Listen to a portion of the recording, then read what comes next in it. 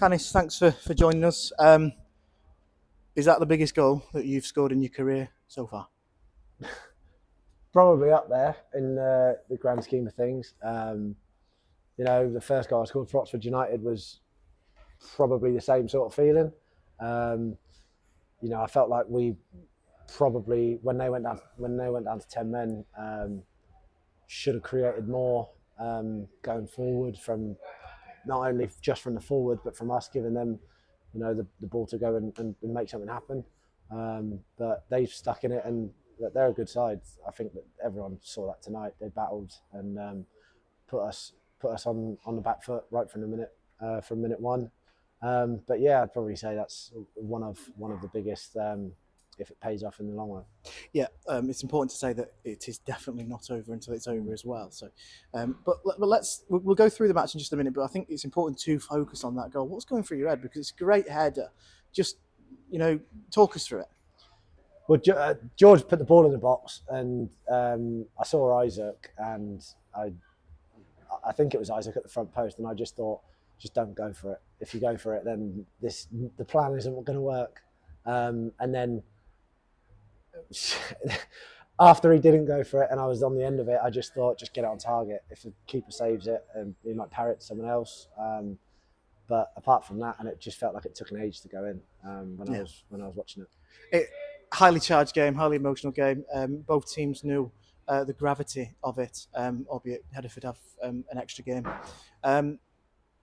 First half, we weren't really at the races, I suppose. I think Hereford were the better team. Is that a thought that you share after the first half? Yeah, I'd definitely say so. They started sharp. They started, we're both fighting to stay up. And I feel like in the first half, they were the only team that showed it out of the two of us. We were slow.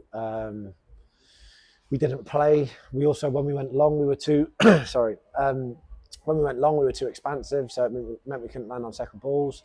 So I think we just got kind of mixed up in what we were doing and what our game plan was between the ones on the pitch. The staff give us all they can give us when we're off the pitch, but when we go onto the pitch, at the end of the day, it's us who make decisions when we're on the pitch. So I think we kind of got a little bit mixed up in what we were doing, and we just went in at half time, and we had a few good conversations between us and also the coaches, and I felt like we rectified it. And obviously having the sending off, it can go one or two ways.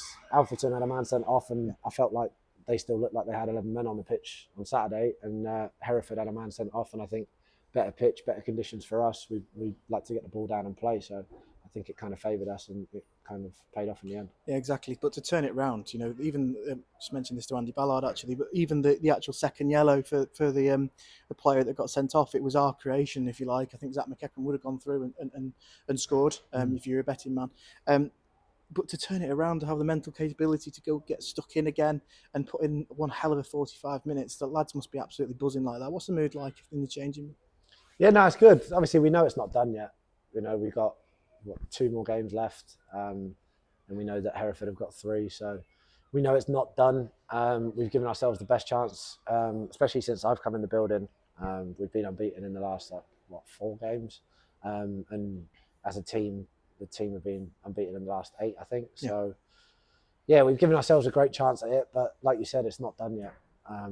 If we just have to focus on ourselves, if we worry about what other teams are doing, then that's when you can kind of slip up. If you take care of what you can take care of, then it should all go to plan, hopefully. That's the aim as well. The unbeaten run is incredible. 8 now. What a turnaround from the lads. I mean, that started before you're even through the door, but you've kind of fitted in seamlessly. Obviously, you know the club very, very well. That is something that we'll be so desperate to keep hold of going through to the next 2 games. I think it shows tonight as well. 8 unbeaten, you can kind of get sloppy with it and have a bad game, but I think bad 45s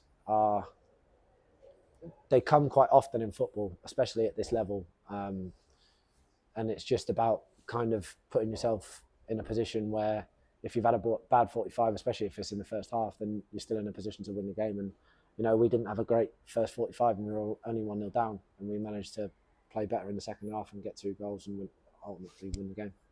Canice, really, really well done. Brilliant performance, and thank you very much for your time. Cheers, thank you.